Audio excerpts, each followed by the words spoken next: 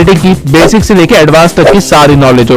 और आज मैं आपको यही सिखाने वाला हूँ। इस वीडियो में मैं आपको बेसिक एडिटिंग रिसोर्सेज को ढूंढने से लेके सही तरह से ट्रांजिशन और एनिमेशन लगाने से लेके एडिटिंग साइकोलॉजी और इफेक्ट्स को क्रिएट करने तक सारा काम सिखाऊंगा, वो भी कैपकट पे, जिसको आप फोन पे और पीसी पे दोनों जगह इस्तेमाल कर सकते हो। अगर आपको कैपकट की या एडिटिंग की जीरो नॉलेज भी है तो भी इस वीडियो को पूरा देखना, क्योंकि इस वीडियो के एंड तक आप 90% यूट्यूब क्रिएटर से ज्यादा अच्छी एडिटिंग सीख चुके होंगे। और पूरी वीडियो के दौरान मैं कुछ न कुछ एडिटिंग साइकोलॉजी सिखाता रहूंगा, तो एक सेकंड को भी स्किप मत करना, वरना हो सकता है बहुत ही इंपॉर्टेंट इन्फॉर्मेशन मिस कर दो। तो स्टार्ट करते हैं रिसोर्सेज को कलेक्ट करने से, जिसमें सबसे पहले आता है, जब भी आप किसी एडिट के लिए फुटेजेस कलेक्ट कर रहे होते हो तो उनको हमेशा दो फोल्डर्स में डिवाइड कर दीजिएगा, ए रोल एंड बी रोल। अगर आप फेस कैम वीडियोस बनाते हैं तो आपकी सारी फेस कैम वाली वीडियोस ए रोल में आ जाएगी, और अगर आप बिना फेस शो किए अपनी वीडियोस बनाते हैं तो फिर जो भी आपका डाटा होता है या कटआउट्स होते हैं या फिर न्यूज आउटलेट्स होते हैं जो कि मैक्सिमम टाइम एजुकेशन और फैक्ट चैनल पे शो किए जाते हैं, वो आप ए रोल के अंदर रख सकते हैं, और वहीं पे सारी स्टॉक फुटेजेस आपकी बी रोल में आएगी। अगर कल को आप एक प्रोफेशनल वीडियो एडिटर बनते हैं तो आपके क्लाइंट्स भी आपको इसी तरह फाइल्स भेजेंगे, और इससे आपके काम करने की एफिशिएंसी बढ़ेगी, क्योंकि अब आपको चीजें ढूंढनी नहीं पड़ेगी, वो एक ऑर्गेनाइज्ड वे में रखी होगी। लेकिन ऑर्गेनाइजेशन तो बात की बात है, सबसे बड़ी प्रॉब्लम तो ये आती है कि स्टॉक फुटेजेस कहाँ से ले, वो भी कॉपीराइट फ्री, और प्रीमियम स्टॉक फुटेजेस से वाटरमार्क कैसे रिमूव करे। तो इसका सोल्यूशन देखते हैं। अब मैं आपको पेक्सेल्स या पिक्साबेस से फुटेजेस लेने को नहीं कहूंगा, क्योंकि आपको भी पता है कि इन साइट्स पे ज्यादा अच्छी फुटेजेस नहीं मिलती है। इसकी बजाय आप mixkit.co से वीडियो फुटेजेस ले सकते हैं, वो भी 100% कॉपीराइट फ्री। और यहाँ पे आपको स्टॉक फुटेजेस के साथ साथ बैकग्राउंड म्यूजिक, साउंड इफेक्ट्स और वीडियो टेम्पलेट्स भी मिल जाएंगे। लेकिन अगर आपको मिक्सकिट पे अपनी डिजायर्ड क्लिप नहीं मिलती है तो आप एक दूसरी वेबसाइट पे आ सकते हैं, जिसका नाम है vidivo.net। इस वेबसाइट पे आपको मैक्सिमम क्लिप्स फ्री में मिल जाएगी, लेकिन जिन क्लिप्स के नीचे ये ठंडा का साइन है वो प्रीमियम है और उनको आप यूज नहीं कर सकते हैं। अब इन दोनों वेबसाइट्स का आप यूज कर सकते हैं वीडियो क्लिप्स के लिए, लेकिन एक चीज हमेशा ध्यान में रखना कि आप जो भी क्लिप डाउनलोड कर रहे हैं एक बार उसका लाइसेंस जरूर पढ़ लेना। कई क्लिप्स ऐसी होती है जो कि टोटली रॉयल्टी फ्री होती है, जिसको आप यूज भी कर सकते हैं और मोनेटाइज भी कर सकते हैं। वही कुछ क्लिप्स ऐसी होती है जिनको आप यूज तो कर सकते हैं और मोनेटाइज भी कर सकते हैं, लेकिन आपको क्रेडिट देना पड़ता है, क्योंकि अगर आपने क्रेडिट नहीं दिया तो आपकी चैनल पे फ्यूचर में कभी कॉपीराइट स्ट्राइक आ सकता है। और इन सब के सिवाय कुछ क्लिप्स ऐसी भी होती है जिनको आप यूज तो कर सकते हैं, लेकिन कमर्शियल यूज के लिए नहीं, यानी कि वो मोनेटाइज नहीं होंगी, उसके लिए आपको उनकी रॉयल्टी खरीदनी पड़ेगी। लेकिन अगर आप इन सब झंझट में नहीं फंसना चाहते हैं तो एक वेबसाइट ऐसी भी है जो कि stock videos, background music, sound effects का खजाना है, और इसे काफी सारे बड़े बड़े क्रिएटर्स भी इस्तेमाल करते हैं। इस वेबसाइट का नाम है स्टोरीब्लॉक्स। इस वेबसाइट पे आपको एक से एक अच्छी खासी वीडियो क्लिप्स मिल जाएगी, और साथ में कई सारे साउंड इफेक्ट्स और बैकग्राउंड म्यूजिक मिलेंगे जो कि काफी डिफरेंट और काफी यूनिक भी है। लेकिन ये वेबसाइट फ्री नहीं है, आपको पर मंथ एटलीस्ट 2000 पे करने पड़ेंगे इसकी सर्विस के लिए। अगर आपके पास इतने पैसे हैं तो I will really suggest you to buy a subscription, लेकिन ऑब्वियसली क्योंकि आप लोग मेरे सब्सक्राइबर्स हैं तो मैं आपकी जेब से इतने ज्यादा पैसे तो नहीं जाने दूंगा।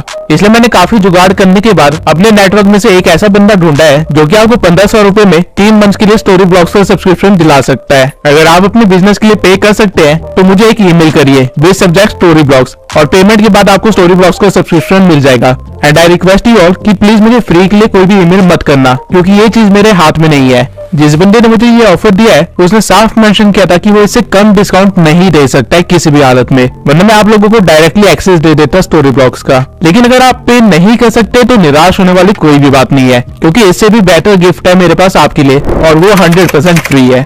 आई स्टॉक ये भी एक पेड वेबसाइट है जहाँ पे स्टोरी ब्लॉग से भी बेटर क्लिप्स मिलती है।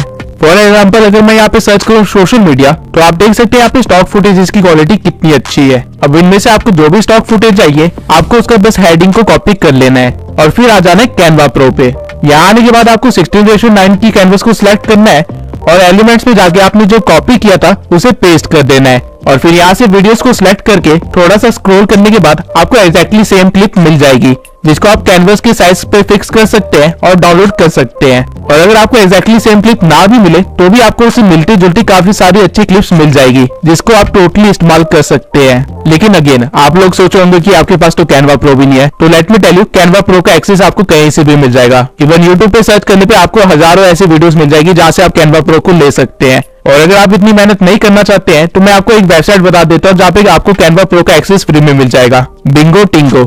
इस वेबसाइट पे आने के बाद आपको हल्का सा स्क्रॉल करना है और यहाँ पे आपको एक टेम्पलेट मिलेगा गेट कैनवा। आपको इस पे क्लिक करना है, जहाँ पे आपको 1 मिनट वेट करना पड़ेगा और फिर आपको कैनवा प्रो मिल जाएगा। अब ये चीज मैं आपको डिटेल में करके नहीं दिखा रहा हूँ क्योंकि यूट्यूब पे इसके लाखों ट्यूटोरियल ऑलरेडी पड़े हुए हैं, तो आपको कैनवा प्रो कहीं से भी मिल जाएगा।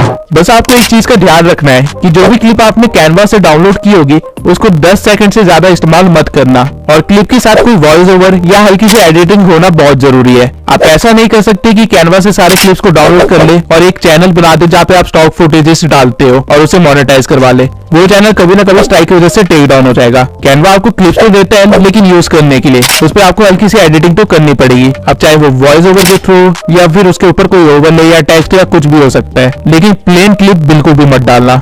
अब बी रोल्स के लिए आपको वीडियो क्लिप्स तो मिल जाएगी, लेकिन हमारा काम सिर्फ वीडियो क्लिप से नहीं होने वाला है। हमें चाहिए, तो इसके लिए आपको आ जाना है एक वेबसाइट पे जिसका नाम है freepik.com। यहाँ पे आपको आइकन्स को सिलेक्ट कर लेना है और लाइसेंस में आप देख सकते हैं कि यहाँ सारे आइकन्स फ्री है और PNG फॉर्मेट में है। यहाँ पे आपको लोगोस के साथ साथ काफी यूजफुल आइकन्स मिल जाएंगे जो कि आप अपनी वीडियो में इस्तेमाल कर सकते हैं। और अगर आप एसेट्स में सिर्फ आइकन को सर्च करें और लाइसेंस में आके फ्री पे क्लिक कर दे तो यहाँ पे आपको कई सारे आइकन पैक्स भी मिल जाएंगे, वो भी टोटली फ्री, जिनको लेटर ऑन आप ग्लोइंग इफेक्ट भी दे सकते हैं और कुछ ऐसा बना सकते हैं। इसके सिवाय अगर आप इमोजीज का यूज करते हो अपनी वीडियोस में तो वो बोरिंग से येलो इमोजीज इस्तेमाल करने की बजाय आप गूगल पे सर्च कर सकते हैं एनिमेटेड इमोजीज, और गिटहब की वेबसाइट पे आने के बाद आपको यहाँ पे मनपसंद इमोजी मिल जाएंगे, वो भी एनिमेटेड फॉर्म में, जो कि एज अ GIF डाउनलोड होगी, वो भी टोटली फ्री। और ये सारी आपकी वीडियो को बोरिंग से काफी ज्यादा एक्साइटिंग बना देगी। अब स्टॉक फुटेजेस भी है आपके पास और इमोजीज और आइकन्स भी है आपके पास, लेकिन इस तरह के मोशन बैकग्राउंड्स नहीं है, तो ये आपको मिलेंगे मेरे टेलीग्राम चैनल पे, जहाँ मैंने 120 से भी ज्यादा मोशन ग्राफिक्स डाल रखे हैं और साथ में काफी सारे साउंड इफेक्ट्स भी दे रखे हैं। और इसी के साथ साथ मैंने अभी अपने टेलीग्राम चैनल पे ये hand PNGs, character body PNGs, overlays, graph backgrounds और काफी सारे रिसोर्सेज ऐड किए हैं, तो जल्दी से जाके चैनल को ज्वाइन कर लीजिए ताकि आप भी मेरी तरह इस तरह प्रोफेशनल वीडियो बना सके। टेलीग्राम चैनल का लिंक मैंने डिस्क्रिप्शन में दे रखा है, और चैनल को ज्वाइन करने के बाद उसे लीव करने की गलती मत करना, क्योंकि मैं टाइम टू टाइम उसमें रिसोर्सेज ऐड करता रहता हूँ और हर बार मैं पिछले रिसोर्सेज के अपग्रेडेड वर्जन भी अपलोड करता हूँ जो कि मार्केट में बिल्कुल नए आए होते हैं। तो ये टेलीग्राम चैनल आपकी काफी मदद करेगा। अब यहाँ तक रिसोर्सेज कलेक्ट करने के सारे काम हो गए हैं और हमें स्टार्ट करनी है अब एडिटिंग हर सॉफ्टवेयर और ऐप में की जा सकती है, लेकिन कुछ ऐप्स बहुत सारे फीचर्स प्रोवाइड करते हैं, इसलिए हम कैपकट का इस्तेमाल करेंगे जो कि लगभग आपको आफ्टर इफेक्ट जैसे एडिटिंग क्रिएट करने में मदद कर देगा। अब मैं अपनी सारी वीडियोस कैपकट PC में एडिट करता हूँ, लेकिन सेम एडिटिंग फोन में भी पॉसिबल है, और ऐसा मैं इसलिए कह रहा हूँ क्योंकि स्टार्टिंग की कुछ वीडियोस मैंने एक्चुअली में फोन में ही एडिट की थी, और इस ट्यूटोरियल में मैं आपको फोन से ही एडिट करके दिखाऊंगा। एंड इससे पहले कि मैं आपको मेरे जैसे इफेक्ट्स क्रिएट करना सिखाऊं, मैं आपको वो सारे फीचर्स बता दूंगा कैपकट के जो कि एक्चुअली में हम वीडियोस में इस्तेमाल करते हैं, जिसकी वजह से हम एक्चुअली में इफेक्ट क्रिएट कर पाते हैं। और वीडियो के एंड में मैं एक्चुअली में आपको 30 सेकंड की क्लिप एडिट करके दिखाऊंगा जो कि एक इंट्रो टाइप होगी, जिससे आपको एक अच्छा सा आइडिया मिल जाएगा कि मैं किस तरह एडिटिंग करता हूँ। और उस 30 सेकंड की क्लिप में मैं जितने हो सकता है उतने सारे फीचर्स को इस्तेमाल करके दिखाऊंगा, ताकि आप कैपकट को भी अच्छे से सीख पाए और साथ में इफेक्ट्स को क्रिएट करना भी अच्छे से सीख पाए। तो शुरू करते हैं। जब भी आप कैपकट ओपन करेंगे आपको एक मेन वीडियो इंपोर्ट करनी पड़ेगी जो कि आएगी आपकी मेन लेयर पे, जिसको आप यहाँ से प्ले कर सकते हैं। याद रखना आपको हमेशा कैपकट का आउटरो डिलीट करना है। उसके बाद अगर आप इस प्लस पे क्लिक करेंगे और किसी और वीडियो या इमेज को इंपोर्ट करेंगे तो वो इसके बिल्कुल बगल में आ जाएगी, जो कि एक सीक्वल टाइप बना देगी। लेकिन अगर आपको वीडियो के ऊपर कुछ ऐड करना है तो आपको यहाँ ओवरले पे जाना पड़ेगा, और यहाँ ऐड ओवरले पे क्लिक करने के बाद आप कुछ भी इंपोर्ट कर सकते हैं। अब जो भी वीडियो आप इंपोर्ट करेंगे वो आपकी मेन लेयर के ऊपर आ जाएगी, जिसकी साइज को आप 2 फिंगर से एडजस्ट कर सकते हैं। अब अगर आप लेयर पे जाके देखेंगे तो ये हमारी लेयर 1 होगी, और अगर आपको इसके ऊपर भी कुछ इमेज या वीडियो डालनी है तो आपको अगेन ओवरले पे जाना पड़ेगा और ऑब्जेक्ट को ऐड करना पड़ेगा, और ये हमारी लेयर 2 होगी। अब मैं आपको बताता हूँ कि लेयर्स को कैसे सेट कर सकते हैं, लेकिन उससे पहले आई होप कि आपको समझ आ गया होगा कि लेयर्स वर्क कैसे करती है। सबसे पहले आपका एक मेन ट्रैक होता है जिसके ऊपर लेयर 1 आती है, और उसके ऊपर फिर लेयर 2, 3, 4 एंड सो ऑन आती रहती है। ऊपर वाली लेयर हमेशा नीचे वाली लेयर को ढकने का काम करती है। अब मान लेते जब आप एडिटिंग कर रहे होंगे तो आपने काफी सारे लेयर्स को ऐड कर लिया होगा, जिसे आप ड्रैग करके चेंज नहीं कर सकते हैं। तो आपको बस क्लिप को सिलेक्ट करना है और लेयर में जाके उसको लेयर नंबर चेंज कर देना है। अब भले ही मेरी क्लिप लेयर 1 पे है और इंस्टा वाली क्लिप लेयर 2 पे, लेकिन जैसे मैं इस क्लिप को लेयर 2 करूंगा इंस्टा PNG हाइड हो जाएगा, क्योंकि कैपकट ने ऑटोमेटिकली इंस्टा PNG को लेयर 1 बना दिया। अब अगर मुझे इंस्टा PNG वापस लाना है तो बस मैं उसको सिलेक्ट करूंगा और वापस से लेयर 2 बना दूंगा और अब मुझे दोनों चीजें विजिबल होगी। तो इसे आप ये तो समझ ही गए होंगे कि डजंट मैटर आपकी क्लिप टाइमलाइन में कहाँ पे है, आपको बस उसकी लेयर नंबर सही रखने हैं। अब चलते हैं ब्लेंडिंग मोड में। अगर मैं अपने PNG को सिलेक्ट करके उसका ब्लेंड मोड ओवरले करूं तो उस PNG की ओपेसिटी कम हो जाएगी, लेकिन वो जहाँ पे भी होगा उसके नीचे वाली क्लिप की सैचुरेशन बढ़ जाएगी। काइंड ऑफ आप कह सकते हैं कि वो PNG अपनी लाइट पीछे की तरफ डालने लग जाएगी बजाय आगे शो करने के। वही डार्कन को सिलेक्ट करने पे मेरा PNG डार्क हो जाएगा, यानी कि उसके ब्राइट एरियाज कम हो जाएंगे। और ठीक इसके अपोजिट में लाइटन करने पे मेरे PNG के डार्क एरियाज भी लाइट अप हो जाएंगे। हार्ड को सिलेक्ट करने पे मेरे PNG के कलर्स थोड़े ज्यादा कॉन्ट्रास्टिंग हो जाएंगे और सॉफ्ट को सिलेक्ट करने पे मेरे कलर्स थोड़े से फेड हो जाएंगे। बर्न सिलेक्ट करने पे आपको एक बर्न इफेक्ट मिल जाएगा और अगर आप डॉज को सिलेक्ट करते हैं तो उसका पर्पस होगा कि आपकी PNG को शो करना, डजंट मैटर वो किस तरह के बैकग्राउंड में है, वो कलर को चेंज करता रहेगा आपके बैकग्राउंड और PNG के अकॉर्डिंग और ट्राई करेगा कि आपको PNG जितना विजिबल हो सके उतना दिखाई दे। अब अगर आप कभी गलत ब्लेंड मोड यूज करेंगे तो आपके साथ कुछ ऐसा होगा, इसलिए ब्लेंड मोड और लेयर्स की नॉलेज होना बहुत ही जरूरी है। लेकिन ब्लेंड मोड को आप किस तरह इस्तेमाल कर सकते हैं? आपने एक बहुत ही कॉमन क्लिप देखी होगी जहाँ एक कंफ्यूजिंग बैकग्राउंड के साथ बहुत सारे क्वेश्चन मार्क्स आगे की तरफ आ रहे होते हैं, तो एक्चुअली में ये ब्लेंड मोड से ही क्रिएट किया जाता है। आपको बस अपने बैकग्राउंड को इंपोर्ट कर लेना है और फिर ओवरले में जाके क्वेश्चन मार्क वाली क्लिप को ऐड कर लेना है और ब्लेंड मोड में जाके उसकी ब्लेंडिंग मोड चेंज कर देनी है। आप अलग अलग ब्लेंड मोड लगा के देख सकते हैं कि ये किसके साथ परफेक्टली बैठ रहा है। जैसे कि यहाँ पे ओवरले ऐड करने पे इफेक्ट तो अच्छा मिल रहा है, लेकिन मेरे बैकग्राउंड भी डार्क हो रहा है जो कि मुझे नहीं चाहिए। वही फिल्टर में ऐसा कुछ भी नहीं हो रहा है। लाइटन मोड में क्लिप कुछ ज्यादा ही लाइट हो गई है, जिसकी वजह से काफी क्वेश्चन मार्क्स गायब हो गए हैं। और ठीक इसी तरह आप अलग अलग ब्लेंड मोड का इस्तेमाल करके देख सकते हैं। अब सारे ब्लेंड मोड्स ट्राई करने के बाद मुझे फिल्टर बेस्ट लगा इस क्लिप के लिए। आप इस स्लाइडर से इसकी ओपेसिटी भी कम ज्यादा कर सकते हैं और हमारी वीडियो कुछ ऐसी बन जाएगी।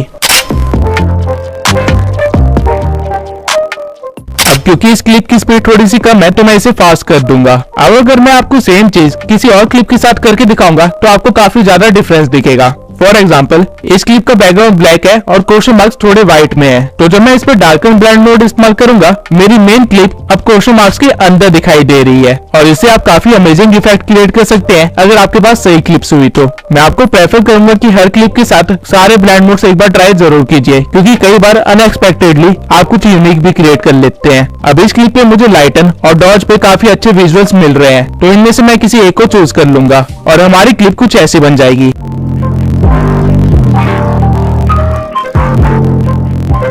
वहीं मेरे पास एक और क्लिप है जिसमें एलिमेंट सिर्फ एक आउटलाइन की तरह है, तो अगर मैं इसके ब्लेंड मोड में जाके अगर बर्न रखता हूं तो आप देख सकते हैं कि कितना यूनिक इफेक्ट क्रिएट हो रहा है। वही डॉज में ये काफी सही लुक दे रहा है, तो मैं इसे अप्लाई कर दूंगा और हमारी क्लिप कुछ इस तरह की बन जाएगी।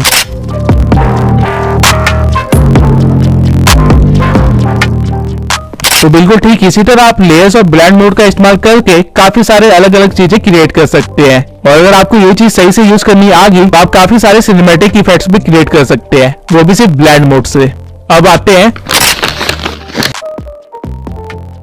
की फ्रेम्स इतनी पावरफुल चीज है कि इसके बिना आफ्टर इफेक्ट जैसा सॉफ्टवेयर भी किसी काम का नहीं है। आप जो भी मूवमेंट या एनिमेशन टाइप देखते हैं उन सब में की फ्रेम का इस्तेमाल किया जाता है, लेकिन एक्चुअल में की फ्रेम्स होते क्या है? अगर मैं इजी वे में एक्सप्लेन करूं तो की फ्रेम का काम होता है डाटा को कलेक्ट करना और अगले डाटा तक यानी अगले की फ्रेम तक उसे स्मूथली कैरी आउट करना। यानी अगर मैं स्क्रीन पे यहाँ पे एक PNG लगा दूं और उसके बाद उसके ऊपर एक की फ्रेम लगा दूं तो ये की फ्रेम इस PNG का सारा डाटा कलेक्ट कर लेगा कि ये PNG स्क्रीन पे कहाँ पे है, कितने एक्सेस पे है, इसका साइज कितना है, इसका कलर क्या है और साथ में जितनी भी प्रॉपर्टीज आप इमेजिन कर सकते हो सबको ये कलेक्ट कर लेगा। और इस PNG को थोड़ा सा आगे बढ़ा के मैं एक की फ्रेम और लगा दूं और इस PNG के साथ थोड़ी छेड़छाड़ करूं तो ये वाला की फ्रेम नए डाटा को कलेक्ट करेगा, यानी कि इस पोजीशन पे इस PNG की क्या क्या प्रॉपर्टीज है उसे कलेक्ट कर लेगा। और जब मैं वीडियो को प्ले करूंगा तो इस की फ्रेम से लेके उस की फ्रेम तक जो भी चेंजेस हुए हैं उसे ये स्मूथली रन आउट करेगा और इस तरह आप एक एनिमेशन और मूवमेंट को क्रिएट करते हैं। अब इसको कैपकट में कैसे यूज करते हैं उसको दिखाने के लिए मैं एक बैकग्राउंड को इंपोर्ट कर लेता हूँ और उसके बाद ओवरले में जाके मैं अपने लोगो को इंपोर्ट कर लूंगा, जिसकी लेंथ मैं थोड़ी सी इंक्रीज कर दूंगा। अब मेरा लोगो बीच में है और वीडियो की प्ले करने के 10 सेकंड बाद भी वो वहीं पे है, लेकिन मैं चाहता हूँ कि इसके अंदर थोड़ी मूवमेंट हो और ये छोटा सा होके कॉर्नर में लग जाए, तो इसके लिए मैं यूज करूंगा की फ्रेम, जो कि आपको यहाँ पे मिलेगा। तो सबसे पहले मैं PNG की स्टार्टिंग में ही एक की फ्रेम लगा दूंगा ताकि उसकी पोजीशन सेव हो जाए और उसके बाद नियरली 5 सेकंड पे एक और की फ्रेम लगाऊंगा और पीएनजी को छोटा करके उसे एक कोने पे लगा दूंगा। अब जब मैं वीडियो को रन करूंगा तो आपको कुछ ऐसा देखने को मिलेगा।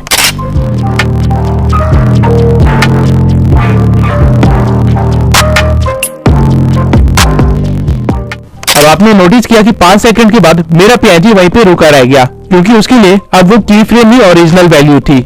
अब आई होप कि आपको की फ्रेम के बेसिक कॉन्सेप्ट तो समझ आ गए होंगे और इससे आप हजारों और लाखों इफेक्ट्स क्रिएट कर सकते हैं। लेकिन जब आप की फ्रेम को यूज करेंगे तो हो सकता है आप कुछ गलतियां करें और आपका टाइम वेस्ट ना हो, इसलिए मैं कुछ और चीजों को एक्सप्लेन कर देता हूँ।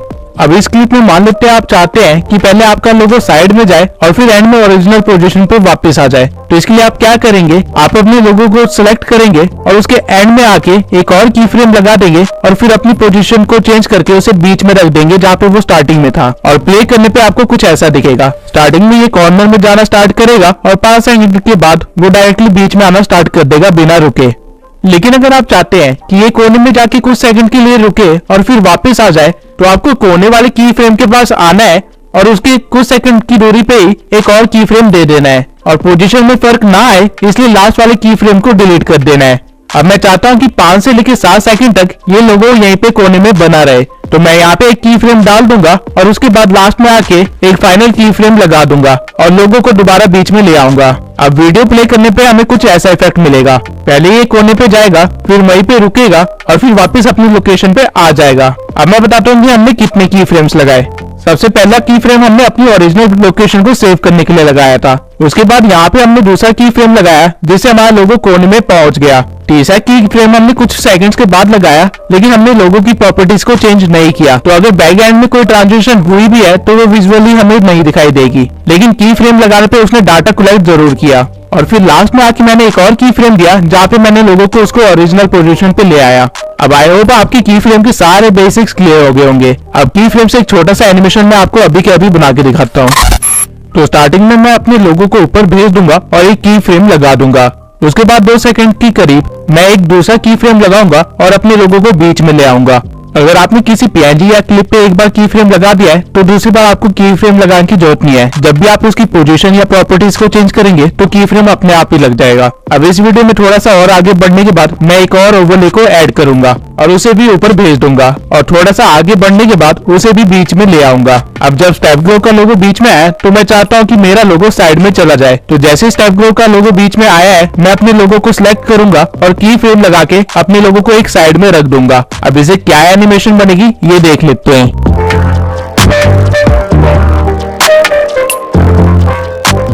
अब मैं स्टेप ग्रो के लोगो को स्ट्रेच कर लूंगा। अब वीडियो प्ले करने के बाद मैं फील कर रहा हूँ कि ट्रांजिशन थोड़ी लेट है, तो मैं की फ्रेम को डिलीट करके उसे पिछले की फ्रेम के थोड़े से पास रख दूंगा और फिर से सही पोजीशन पे सेट कर दूंगा। एक बात आपको हमेशा याद रखनी है कि की फ्रेम जितने पास होंगे ट्रांजिशन उतनी जल्दी होगी और की फ्रेम जितने दूर होंगे ट्रांजिशन उतनी धीरे होगी। अब ये कुछ इस तरह का बन जाएगा।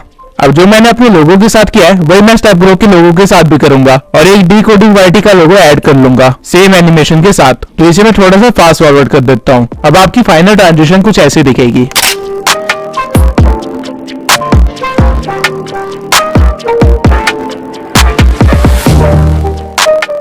अब अगर मैं चाहता हूं कि कुछ सेकंड्स के बाद हम तीनों का लोगो एक साइड में आके लग जाए, तो मैं पहले अपने लोगो को सिलेक्ट कर लूंगा और फिर जहाँ पे ये खत्म हुआ है वहां पे जाके एक की फ्रेम लगा के अपने लोगो की टाइमिंग थोड़ी सी बढ़ा दूंगा। अब मुझे फास्ट ट्रांजिशन करनी है तो दूसरा की फ्रेम में थोड़ा सा पास ही लगाऊंगा और पोजीशन चेंज कर दूंगा। बिल्कुल सेम वे में ही मैं स्टेप ग्रो और डिकोडिंग वाईटी के लोगो को भी स्ट्रेच कर दूंगा और चेक करूंगा कि मैंने अपने लोगो में की फ्रेम कहाँ लगाया है और वहीं पे उन दोनों के लोगो में भी की फ्रेम लगा दूंगा और उनको सही सही जगह पे रख दूंगा। इसके बाद जब मैं वीडियो रन करूंगा तो कुछ ऐसी ट्रांजिशन बन जाएगी जहाँ पहले मेरा लोगो आता है, फिर स्टेप ग्रो का लोगो आता है, फिर डिकोडिंग वाईटी का लोगो आता है और फिर हम तीनों का लोगो एक लाइन में लग जाता है। अब ठीक इसी तरह आप की फ्रेम का सही तरीके से इस्तेमाल करके इवन 3D इफेक्ट्स भी बना सकते हैं, जैसा कि आपने मेरी वीडियोस में देखा होगा। और ये एग्जैक्टली करते कैसे है ये वीडियो के लास्ट में मैं आपको करके दिखाने वाला हूँ। लेकिन उससे पहले अगर आपको अपनी की फ्रेम्स के बीच की ट्रांजिशन को थोड़ा और स्मूथ करना है तो आपको अपनी की फ्रेम को सिलेक्ट करना है और यहाँ पे ग्राफ वाले ऑप्शन पे आ जाना है और यहाँ पे आपको काफी सारे ग्राफ्स मिल जाएंगे जो कि एक्चुअल में मूवमेंट्स की स्पीड को शो कर रहे हैं। तो आपको इन एनिमेशन के लिए इजी इन 3 को चूज कर लेना है और आउट एनिमेशन के लिए इजी आउट 3 को और फाइनल एनिमेशन कुछ ऐसा हो जाएगा।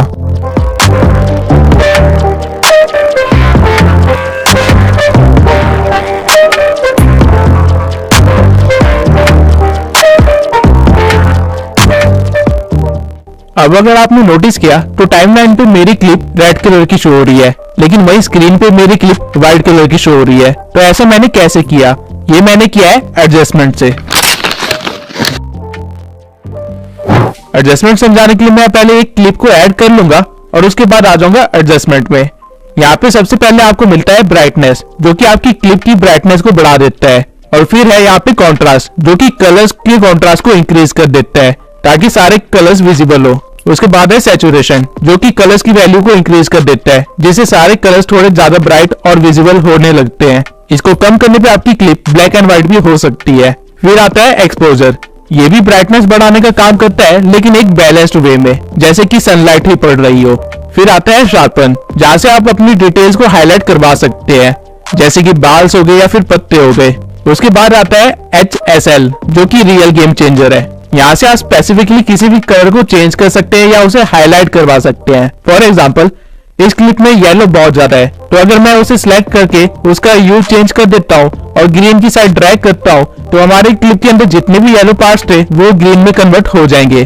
और इसकी सैचुरेशन बढ़ाने पे ग्रीन कलर और भी ज्यादा शो होने लग जाएगा, और लुमिनेंस बढ़ाने से ग्रीन कलर में थोड़ी सी लाइट आएगी, यानी वो थोड़ा सा ब्राइट होने लग जाएगा। ठीक इसी तरह आप हर कलर के साथ यहाँ पे खेल सकते हैं। डार्क ब्लू को चेंज करने पे लड़की के कपड़े चेंज हो रहे हैं, और जो कलर्स क्लिप में विजिबल नहीं हो रहे हैं उनके इफेक्ट्स भी आपको विजिबल नहीं होंगे। लेकिन हर क्लिप में हर तरह के कलर्स होते हैं, इसलिए सिर्फ उन्हीं कलर्स को चूज कीजिए जिनको आप चेंज करना चाहते हैं। बाकी कलर्स के साथ छेड़छाड़ मत करना, और ध्यान रहे कि कभी भी ऑरेंज को ज्यादा चेंज मत करना, क्योंकि आपकी स्किन का कलर भी ऑरेंज ही होता है, तो उसको चेंज करने पे आपकी स्किन का कलर भी चेंज होगा। अब HSL के साइड में आपको मिलता है ग्राफ, जहां आप RGB कलर्स की क्वालिटी के साथ कुछ ज्यादा ही कस्टमाइज वे में छेड़छाड़ कर सकते हैं। और अगर आप व्हाइट ग्राफ को छेड़ेंगे तो आपकी क्लिप की लाइट्स पे फर्क पड़ेगा। अब RGB हमारे प्राइमरी कलर्स होते हैं, जो कि हर क्लिप में अवेलेबल होते हैं, इसलिए यहाँ पे उनके ग्राफ दिए गए हैं। उसके बाद है हमारे पास यहाँ पे हाईलाइट्स, जो कि क्लिप्स के अंदर लाइट वाले एरियाज को अफेक्ट करता है। इसको आप बढ़ा भी सकते हैं और कम भी कर सकते हैं। वही साइड में आपको मिलेंगे शेडोज, जो कि डार्क एरियाज को अफेक्ट करता है, और टेम्परेचर से आप विंटर या समर्स वाला इफेक्ट दे सकते हैं। यू अगेन आपकी कलर्स को चेंज करने का काम करता है, लेकिन एक बैलेंस्ड वे में। और फेड आपकी वीडियो को थोड़ा सा कम कॉन्ट्रास्टिंग कर देता है। उसके बाद आपके पास आती है वैग्निटी, जिसे आप अपने क्लिप के कॉर्नर्स को या तो लाइट कर सकते हैं या फिर डार्क डाउन कर सकते हैं। और ग्रेन से आप अपनी क्लिप को थोड़ा सा क्रिस्पी बना सकते हैं। अब अगर आप ओरिजिनल वीडियो और फाइनल वीडियो को देखेंगे तो इसमें आपको काफी ज्यादा फर्क फील होगा। और इसी के साथ मैं आपको एक और छोटा सा फीचर दिखाना चाहता हूँ, जो कि है फ्रीज। फ्रीज करता क्या है कि आप अपनी क्लिप में जहाँ पे भी रुके हुए हैं वो वहाँ की एक इमेज ले लेता है, काइंड ऑफ आप स्क्रीनशॉट भी कह सकते हैं, और उसी क्लिप्स के बीच में ऑटोमेटिकली कट लगा के एडजस्ट कर देता है, जैसा कि आप देख सकते हैं। ये फीचर आपके बहुत काम आएगा अगर आप गेम एडिट्स या फिर मूवी एक्सप्लेनेशन वीडियो बनाते हैं तो। सबसे पहले मैं आपको एक्सप्लेन कर देता हूँ कि मास्किंग होती क्या है। मान लेते हैं आपके पास एक पिक्चर है और एक कटआउट है कुछ इस तरह का। अब अगर आप इस कटआउट को इस पिक्चर पे रखेंगे तो आपको क्या दिखाएगा? सिर्फ उतना ही पार्ट जितना कटा हुआ है। अब जो ये हमारा कटआउट था इसे मास्क बोलते हैं, और जो हमने अभी किया उसे मास्किंग कहते हैं। अब इसको कैपकट में कैसे करते हैं वो देख लेते हैं। सबसे पहले हम एक बैकग्राउंड ले लेंगे और फिर जाएंगे मास्क में। यहाँ आपको तरह तरह के मास्क मिल जाएंगे, और जिस भी मास्क को आप चूज करेंगे उसका कटआउट आपके पास आ जाएगा। अब मैं स्टार को जहां मर्जी घुमाऊं, स्टार के नीचे का एरिया यानी कि हमारा बैकग्राउंड हमें विजिबल होगा। और अगर आप नीचे इस एरो को हल्का सा खींचेंगे तो इसका फेदर इंक्रीज हो जाएगा, यानी आपके स्टार्स की कॉर्नर्स थोड़े फेड होने लग जाएंगे और थोड़े से एक्सपेंड होंगे, जिससे आपको कुछ ऐसा मिलेगा। सेम वे में आप अलग अलग मास्क को यूज कर सकते हैं, और आप अपने मास्क के साइज को भी चेंज कर सकते हैं। और यही अगर आप मिरर या सर्कल के मास्क के फेदर्स को हल्का सा इंक्रीज करेंगे तो आपको काफी सारे अच्छे इफेक्ट्स मिल जाएंगे। और इन सारे मास्क में हॉरिजॉन्टल मास्क सबसे ज्यादा यूज किया जाता है। अब मैं मास्क का इस्तेमाल करके आपको एक एनिमेशन बना के दिखाता हूँ। तो सबसे पहले मैं अपने बैकग्राउंड को इंपोर्ट कर लूंगा और फिर अपने लोगो को इंपोर्ट करूंगा। अब मैं चाहता हूँ कि मेरा PNG कुछ सेकंड्स के बाद स्क्रीन पे आए, तो मैं स्टार्टिंग के कुछ सेकंड्स के बाद अपने PNG को लगा दूंगा जहां वो एकदम से शो होगा। लेकिन अगर मैं इसे रन करूं तो आप देख सकते हैं ये कितने प्लेन वे में शो हो रहा है, जो कि बहुत ही बेकार एनिमेशन बनेगी। तो मैं अपने बैकग्राउंड को चूज करूंगा और यहाँ मास्क में आ जाऊंगा और रेक्टेंगल मास्क को चूज कर लूंगा और इसे पूरा स्केल कर दूंगा ताकि स्टार्टिंग में मेरा कोई भी सीन कट आउट ना हो, और फिर लगा दूंगा एक की फ्रेम। उसके बाद हम थोड़ा सा आगे बढ़ेंगे जहां मेरा लोगो अपीयर होगा, और उससे पहले भी एक की फ्रेम लगा देंगे क्योंकि मुझे एक फास्ट इफेक्ट चाहिए। और फिर थोड़ा सा आगे बढ़ के जैसे ही मेरा लोगो अपीयर होता है वहां मैं एक और की फ्रेम लगा दूंगा और फिर एडजस्टमेंट में जाके एक्स एक्सिस और वाई एक्सिस को कम कर दूंगा। अगेन एक रेक्टेंगल बना लूंगा जिसको मैं 2 फिंगर से हल्का सा टिल्ट करके डायगोनली रख दूंगा और फेदर को इंक्रीज कर दूंगा कुछ इस तरह, जिसके बाद हमारी एनिमेशन कुछ इस तरह की बन जाएगी। पहले ही नॉर्मली एक बैकग्राउंड चलता है, फिर एक फास्ट इफेक्ट के साथ मेरा लोगो अपीयर होगा। इसी तरह आप मास्किंग से काफी सारे यूनिक चीजें क्रिएट कर सकते हैं। फॉर एग्जांपल ये सारे इफेक्ट्स मास्किंग से बने हैं और वीडियो के एंड में मैं आपको मास्किंग से एक बहुत ही प्रोफेशनल इफेक्ट क्रिएट करके दिखाऊंगा। अब मास्किंग के बाद जो एलिमेंट आप सबसे ज्यादा अपनी वीडियोस में यूज करेंगे और जिसके बिना वीडियोस भी अधूरी होती है वो है कैपकट में आपको टेक्स्ट का बॉक्स यहाँ पे मिलेगा। यहाँ पे आप क्लिक करने के बाद कुछ भी लिख सकते हैं। फॉर एग्जांपल मैं यहाँ पे अपने चैनल का नाम लिख देता हूँ, जिसके बाद आपको यहाँ पे काफी सारे स्टाइल्स दिख जाएंगे जो कि आप अपने टेक्स्ट को दे सकते हैं। अब एक स्टाइल जो आपने सबसे ज्यादा रील्स में देखा होगा वो है ये, लेकिन इसको अच्छा दिखाने के लिए हमें चाहिए होगा एक बोल्ड फॉन्ट जो कि हम यहाँ से चूज कर सकते हैं और फिर अपने अकॉर्डिंग टेक्स्ट के साइज वगैरह को एडजस्ट कर सकते हैं। अगर आप टेक्स्ट के इफेक्ट्स पे आएंगे तो आपको यहाँ पे और भी कई सारे इफेक्ट्स दिख जाएंगे जो कि आप अपने टेक्स्ट पे अप्लाई कर सकते हैं। और वही स्टाइल सेक्शन में आपको ग्रो का एक सेक्शन मिलेगा जिसको अप्लाई करके आप अपने टेक्स्ट को थोड़ा सा ग्रो करवा सकते हैं। इवन आप ग्रो का कलर भी चूज कर सकते हैं और उसकी इंटेंसिटी को भी एडजस्ट कर सकते हैं। अब कुछ और इफेक्ट्स दिखाने के लिए मैं एक और टेक्स्ट को ऐड कर लेता हूँ। अब अगर मैं इसका ग्लो हटा के स्ट्रोक लगा दूं तो ये कुछ ऐसा दिखेगा। स्ट्रोक बेसिकली आउटलाइनिंग होती है जिसको आप यहाँ से मोटा पतला भी कर सकते हैं। और वही कैनवस में आप टेक्स्ट को बैकग्राउंड भी दे सकते हैं। शेडो में आपके टेक्स्ट को आपके मन चाहे कलर का एक शेडो मिल जाएगा जिसकी आप ओपेसिटी, ब्लर, डिस्टेंस और एंगल को भी छेड़छाड़ कर सकते हैं। और उसी के साइड में आपको मिलेंगी स्पेसिंग जिसमें आप अपने टेक्स्ट की अलाइनमेंट को, टेक्स्ट के बीच की स्पेस को और लाइंस के बीच की स्पेस को एडजस्ट कर सकते हैं। और स्पेसिंग के साइड में आपको मिलेगा बोल्ड, इटैलिक और अंडरलाइन का फीचर। अब मैं एक बार इफेक्ट्स में जाके इस टेक्स्ट को एक इफेक्ट दे दूंगा और फिर जाऊंगा एनिमेशन में। यहाँ पे आपको अपने टेक्स्ट के लिए काफी सारी एनिमेशन मिल जाएगी। इन एनिमेशन को बेसिकली 3 कैटेगरी में डिवाइड किया गया है, इन, आउट और लूप। इन एनिमेशन से आप अपने टेक्स्ट को किस तरह लाना चाहते हैं उसको कंट्रोल कर सकते हैं।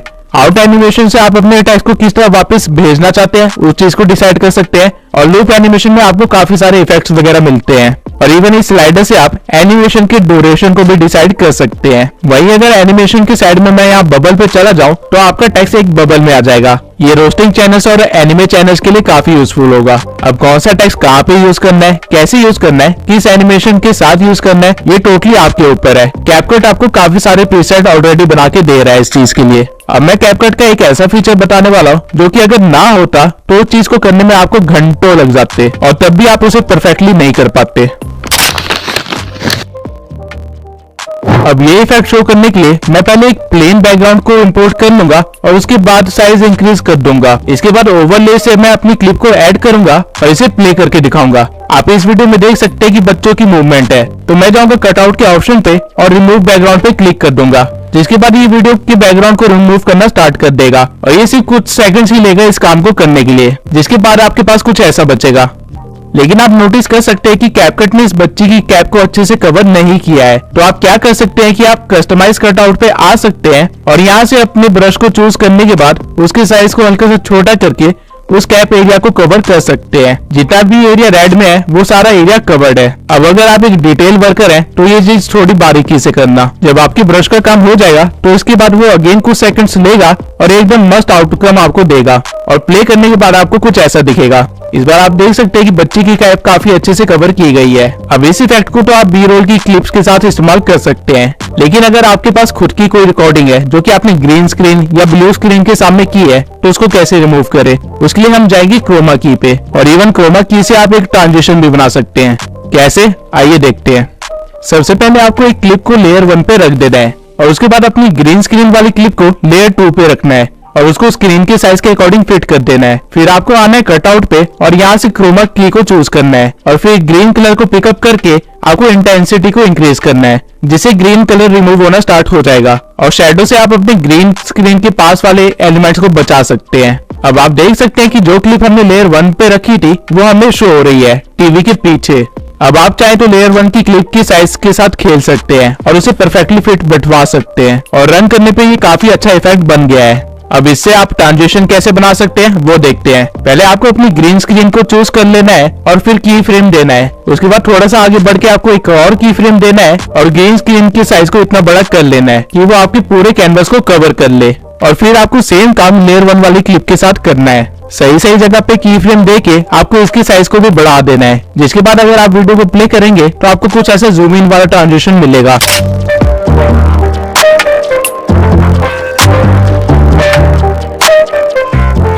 अब इस ट्रांजिशन में अपर स्पेस दिख रही है, तो हम बीच में आएंगे और लेयर 1 को सेट करेंगे और ऐसे ही थोड़े थोड़े सेकंड्स में इसे सेट कर देंगे, जिसके बाद फाइनली कुछ ऐसा बन जाएगा।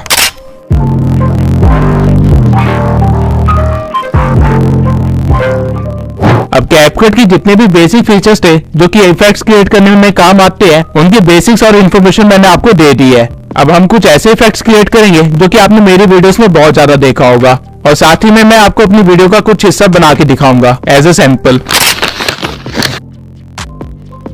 आपने इस तरह की काफी रील्स देखी होंगी जहाँ डांस स्टेप्स या म्यूजिक बीट के साथ कैमरा भी हिलता है, लेकिन ये क्रिएट कैसे करते हैं आइए देखते हैं। सबसे पहले मैं एक बैकग्राउंड क्लिप को ऐड कर लूंगा जहाँ पे एक बंदा ब्रेक डांस कर रहा है। अब आप देख सकते हैं कि कैमरा की मूवमेंट बहुत ही कम है और हमारे डांसर की मूवमेंट काफी ज्यादा। तो इसे रील जैसे बनाने के लिए हम जाएंगे कैमरा ट्रैकिंग पे और यहाँ पे फेस को चूज करके हम स्टार्ट ट्रैकिंग पे क्लिक कर देंगे, जिसके बाद कैपकट ये ट्राई करेगा कि हर टाइम वो बंदे की फेस को स्क्रीन के बीच में रखे, और इस चीज के लिए वो हमारे कैमरा को बार बार शिफ्ट करेगा और स्केलिंग वगैरह के साथ भी थोड़ा छेड़छाड़ करेगा। आप बैकग्राउंड में देख सकते हैं कि आपकी क्लिप के साथ क्या हो रहा है।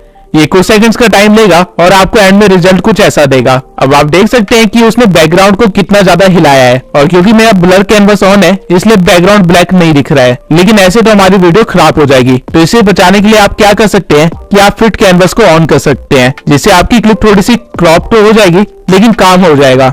अब एक चीज आपको हमेशा ध्यान में रखना है, अगर आप ऐसी कोई वीडियो शूट कर रहे हैं तो आपको हमेशा उसे वाइड एंगल में शूट करना है, ताकि अगर वीडियो को बाद में क्रॉप करना भी पड़े तो भी आपकी मूवमेंट छुपे ना।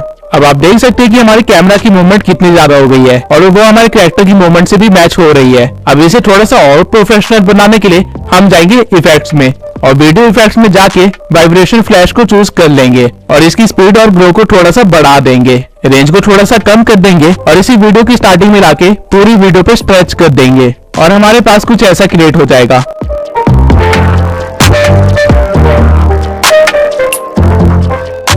अब ऑल्दो ये काफी अच्छा इफेक्ट बन गया है, लेकिन इसे थोड़ा सा और स्पाइस अप करने के लिए हम एक और इफेक्ट को ऐड कर सकते हैं जिसका नाम है एस्ट्रल। अब मैं इसको भी पूरी वीडियो में स्ट्रेच कर लूंगा और हम कुछ ऐसा बना लेंगे।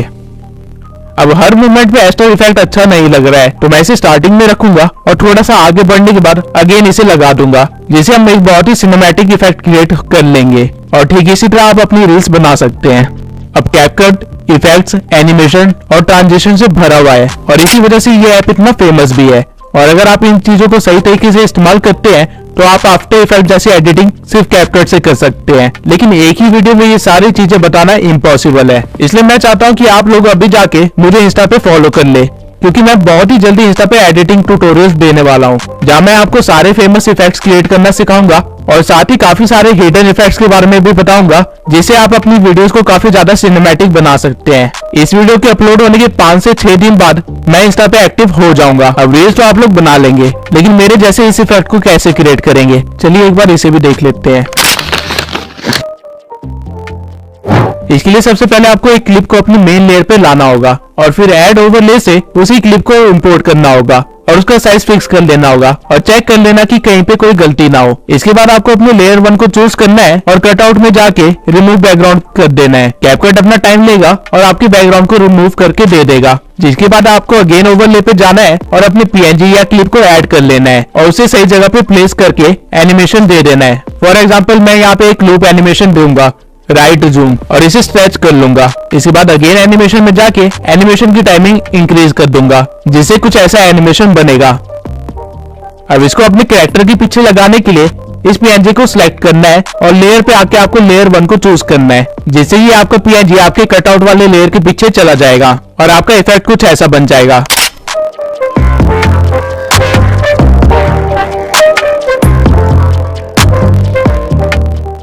ऑल्दो ये काफी अच्छा इफेक्ट बन गया है, लेकिन इसमें थोड़ा सा और वीडियो इफेक्ट देके इसे हम और इंटरेस्टिंग बना सकते हैं। आपको इफेक्ट्स में आके एज ग्लो को चूज कर लेना है और ऑब्जेक्ट में जाके अपने पीएनजी वाले ओवरले पे डाल देना है और इसे स्ट्रेच कर देना है। अब अगर हमारा पीएनजी ग्लो कर रहा है तो हमारा बैकग्राउंड थोड़ा सा डार्क होना चाहिए, तभी एक अच्छा कॉन्ट्रास्ट बन पाएगा। तो इसके लिए हम दोबारा जाएंगे वीडियो इफेक्ट्स पे और यहाँ से स्मार्ट शार्प को चूज कर लेंगे और इसे भी स्ट्रेच कर लेंगे, जिसके बाद हमारी फाइनल क्लिप कुछ ऐसी बनेगी।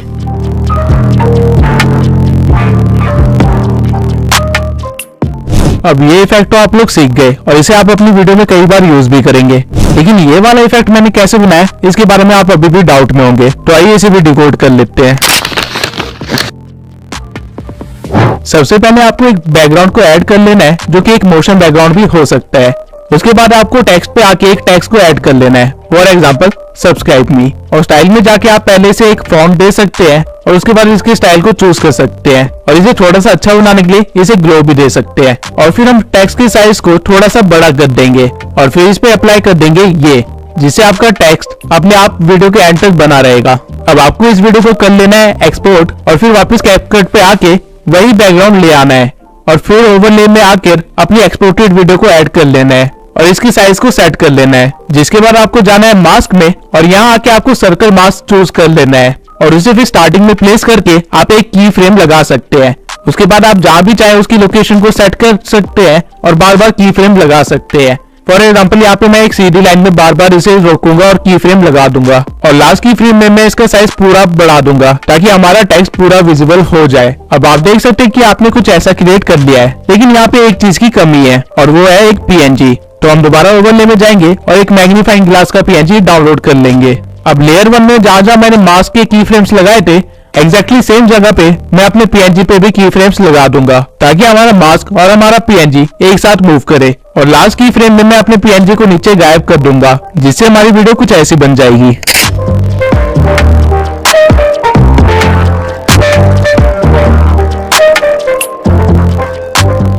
अब इन सारी की फ्रेम्स की ट्रांजिशन को स्मूथ करने के लिए मैं इनके ग्राफ में जाऊंगा और इजी आउट 3 अप्लाई कर दूंगा। ये आप अपने दोनों लेयर्स के साथ कर सकते हैं और एंड में ये एक काफी स्मूथ ट्रांजिशन बन जाएगा।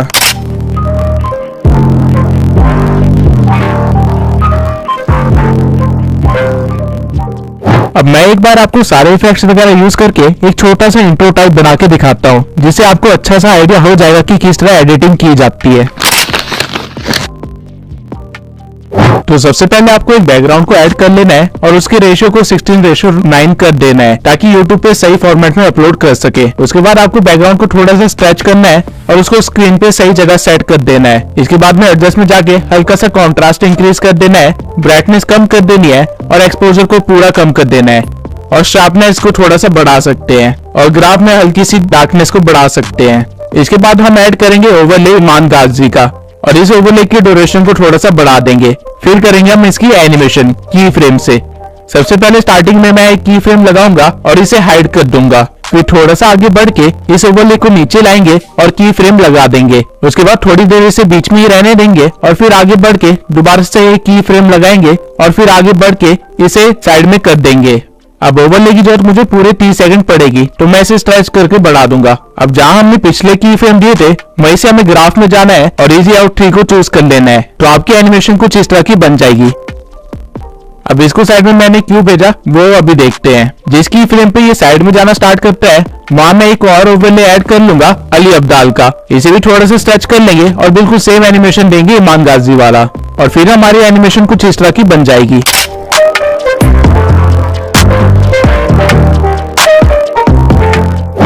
अब जहां से अली अब्दाल साइड में जाना स्टार्ट करता है वहां हम एक और ओवरले ऐड करेंगे और मैग्नेट्स मीडिया के लोगों को ऐड कर लेंगे और इसके साथ भी हम सेम सीन करेंगे। अब हमारी फाइनल एनिमेशन कुछ इस तरह की होगी, जहाँ एक के बाद एक 3 लोगोस आते हैं और बीच में थोड़ी देर के लिए रुकते हैं। अब ये थोड़ी देर बीच में रुके क्यों थे? क्योंकि यहाँ पे हमें टेक्स्ट ऐड करना है, तो हम जाएंगे टेक्स्ट पे और इमान गाजी लिख देंगे और एक बोल्ड फॉन्ट चूज कर लेंगे और फिर इसे स्टाइल में जाके हल्का सा ग्लो दे देंगे और इसकी इंटेंसिटी को थोड़ा सा कम कर दूंगा। इसके बाद मैं एनिमेशन में जाऊंगा और इन एनिमेशन में जाके ग्लिच एनिमेशन दे दूंगा और इसकी ड्यूरेशन को थोड़ा और कम कर दूंगा और फिर आउट एनिमेशन में जाके अगेन मैं ग्लिच को चूज करूंगा और इसकी ड्यूरेशन को भी कम कर दूंगा और उसके बाद बाहर आके टाइमलाइन में मैं टेक्स्ट की ड्यूरेशन को कम कर दूंगा, जिसके बाद हमें कुछ ऐसा देखने को मिलेगा। अब सेम चीज मैं अली अब्दाल और मैग्नेट्स मीडिया के साथ भी करूंगा और एंड में हमारे पास कुछ ऐसा क्रिएट हो जाएगा।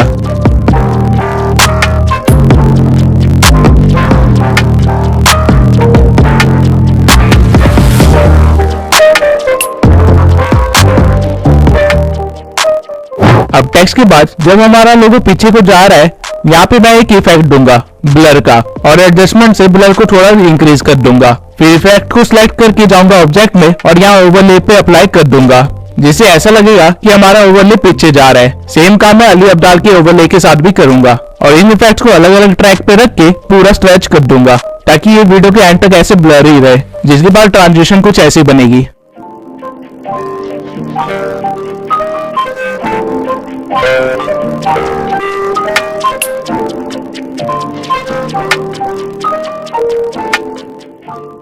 अब ये तो था नॉर्मल सा फोकस इफेक्ट, लेकिन अब अगर हमें चाहिए कि हम इसे 3D में कन्वर्ट करें तो वो कैसे करेंगे। तो इसलिए आपको मैग्नेट मीडिया के टेक्स्ट से थोड़ा सा आगे आना है और अपने बैकग्राउंड को जूम कर लेना है, काफी ज्यादा। पूरा जूम नहीं करना है लेकिन काफी ज्यादा जरूर करना है और फिर एक की फ्रेम लगा देना है। अब जहाँ आपने की फ्रेम लगाया है वहीं पे आपको सारे ओवरलेस पे भी की फ्रेम लगा देना है ताकि ट्रांजिशन में कोई फर्क ना आए। उसके बाद फिर से आपको मेन बैकग्राउंड को सिलेक्ट करना है और थोड़ा सा आगे बढ़ के एक और की फ्रेम दे देना है और अपने बैकग्राउंड को जूम आउट कर लेना है। फिर सेम जगह पे आपको सारे ओवरलेस पे की फ्रेम देना है और उनके साइज को छोटा करना है। अब मैग्नेट्स मीडिया ने काफी ज्यादा स्पेस ले रखी है तो सबसे पहले मैं इसे ही छोटा करूंगा और फिर इसके अकॉर्डिंग मैं बाकी दो ओवरलेस को भी छोटा करके इनके पीछे रख दूंगा। अब एक बार प्ले करके देखते हैं कि हमने क्या क्रिएट किया है।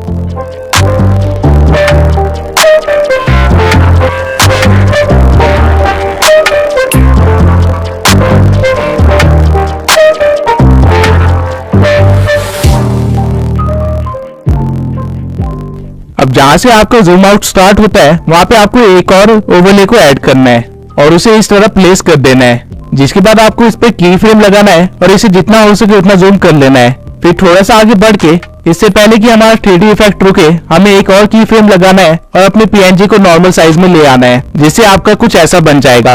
अब इस क्राउड PNG को भी मैं एंड तक स्ट्रेच कर लूंगा। अब ये बन तो काफी सही गया है लेकिन क्राउड की PNG ने मेरे लोगोस को हाइड कर लिया है, तो मैं वापस जाऊंगा अपने ओवरलेस में और लोगों की साइज को और छोटा करके उनको थोड़ा सा ऊपर कर दूंगा जिससे वो अच्छे से शो हो। अब एक बार दोबारा से प्ले करके देखते हैं।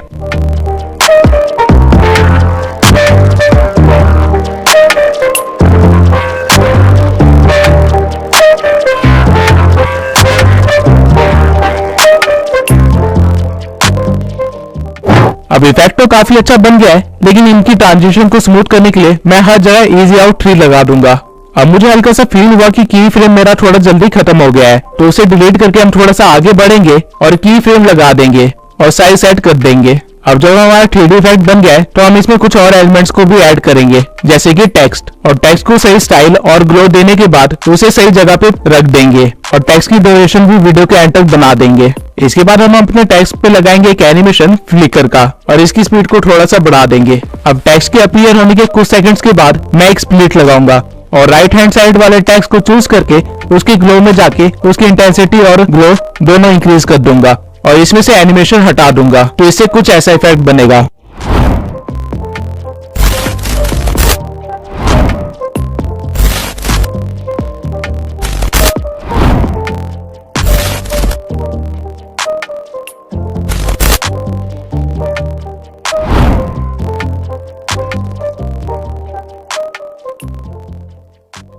अब इसको थोड़ा और अच्छा करने के लिए आप अपने क्राउड वाले PNG को चूज कर सकते हैं और एडजस्ट में जाके उसकी सैचुरेशन -50 कर सकते हैं और फिर जब टेक्स्ट का फ्लिकर बंद हो तो वहां पे एक स्प्लिट लगा सकते हैं और सैचुरेशन को दोबारा से बढ़ा सकते हैं, जिससे कुछ ऐसा बन जाएगा।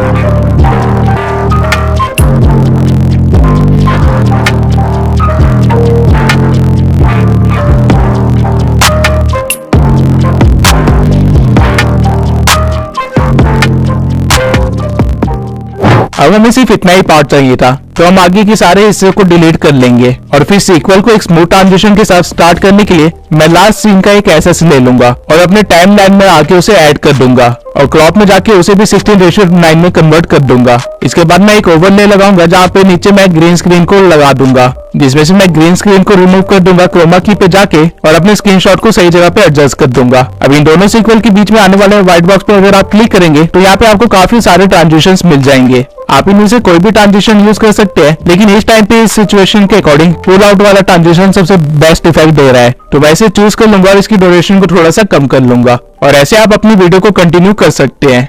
अब मैं एक बार दोबारा से वीडियो की स्टार्टिंग में आऊंगा और इफेक्ट्स में जाके स्पार्क में फायर प्लेस वाला इफेक्ट दे दूंगा और थोड़ी एडजस्टमेंट के बाद इसे पूरी वीडियो में स्ट्रेच कर दूंगा और ऑब्जेक्ट्स में जाके ऑल वीडियो को सिलेक्ट कर लूंगा और एंड में हम कुछ ऐसा क्रिएट कर लेंगे।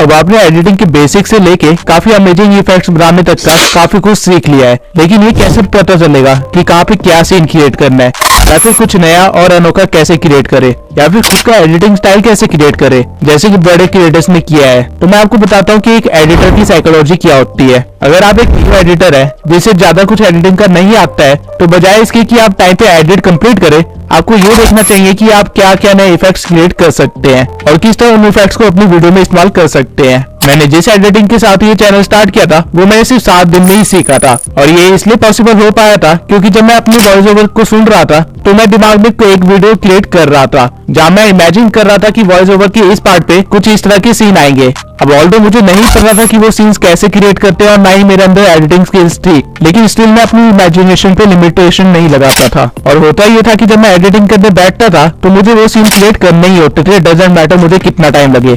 कई बार मैंने 2 सेकंड के सीन के लिए 2-2 घंटे भी निकाले हैं। जब मैं एडिटिंग करने बैठता था तो मैं उन सीन्स को कैसे क्रिएट कर सकते हैं और जिस सॉफ्टवेयर पे मैं एडिट कर रहा हूँ उस पे कैसे क्रिएट कर सकते हैं, इसके कई सारे ट्यूटोरियल्स देखता था, जिसकी वजह से मैं वो इफेक्ट्स क्रिएट कर पाता था। और इसी तरह मैंने 7 दिन के अंदर इतनी अच्छी एडिटिंग सीख ली थी। और इवन 7 दिन के बाद जब मैंने अपनी पहली वीडियो अपलोड करी और उसके बाद जब मैंने 3 वीडियो एडिट कर ली थी और मेरी एडिटिंग स्टाइल में जितना फर्क आया वो आप खुद जाके देख सकते हैं। सेम चीज मैं आज तक फॉलो करता हूँ और इसलिए मेरी एडिटिंग इतनी इंप्रूव होती जा रही है टाइम के साथ। और अगर आप भी एक अच्छे एडिटर बनना चाहते हैं तो मैं आपको प्रेफर करूंगा कि आप इसी चीज को फॉलो करें। आपका मेन फोकस हमेशा इफेक्ट क्रिएट करने में होना चाहिए, टाइम डजंट मैटर, क्योंकि एक बार आपने इफेक्ट क्रिएट कर लिया तो उसको आप कई बार अलग अलग वे में इस्तेमाल कर सकते हैं। ये सारी चीजें टोटली आपकी इमेजिनेशन पे है। लेकिन अब आप कहेंगे कि हम तो इमेजिन भी नहीं कर पाते किस टाइम पे क्या सीन लाए, तो इसके लिए मैं आपको एक ही चीज सजेस्ट करूंगा कि आप थोड़ा और कंटेंट कंज्यूम करना स्टार्ट करें। आप अपनी निश में काफी सारे चैनल्स को देखें और साथ में अलग निश के चैनल्स को भी देखें कि वो किस तरह एडिट करते हैं। जब आप अच्छा खासा कंटेंट कंज्यूम करेंगे तो आपका दिमाग अपने आप काम करना स्टार्ट कर देगा कि इस टाइम पे मेरे को कुछ ऐसा सीन चाहिए होगा